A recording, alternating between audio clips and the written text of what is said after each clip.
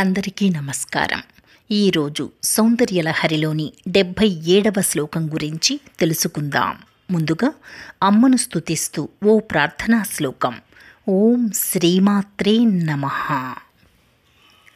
హ్రీంకారాసనగర్భితానలశిఖాం సౌః క్లీం కళాం బిభ్రతీం సౌవర్ణాంబరధారిణీం వరసుధాధౌతాం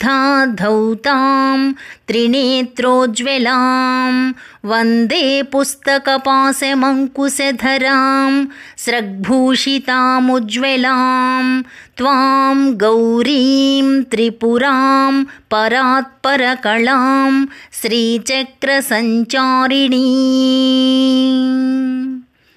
ఇప్పుడు సౌందర్యలహరిలోని 77వ శ్లోకం.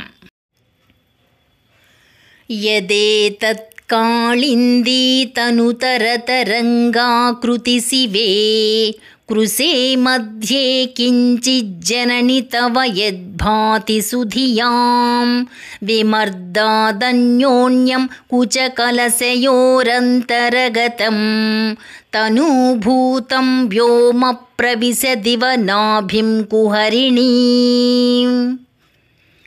ఈ శ్లోకం యొక్క అర్థమేమిటంటే, తల్లి, నీ సన్ననైన కటిభాగము యమునా నది యొక్క తరంగముల వలె ఉన్నది. దాని నుండి అతి సూక్ష్మమైన నూగారు నాభిస్థానము నుండి కుచభాగము వరకు వ్యాపించి ఉన్నది. యమునా నది నీరు నలుపు వర్ణములో ఉంటుంది కదా, అందువలననే నీ నూగారు నల్లగా శోభిస్తున్నది. ఓ పరమశివుని పట్టపురాణి, కృశించిన నీ నడుమునందు ఎదురుగా కనిపిస్తున్నది సన్నని తరంగములాగా సన్ననైన నీ నూగారును చూసి మేధావులు నీ కుచకుంభములు ఒకదానితో ఒకటి ఒరిసి ఉండడం వల్ల వాటి మధ్య గల ఆకాశము నలిగిపోయి నల్లబడి సన్నగా నాభి వరకు జారిపోయినట్లున్నది అంటున్నారు. రేపు 78వ శ్లోకం గురించి తెలుసుకుందాం. ఓం శ్రీమాత్రే నమః.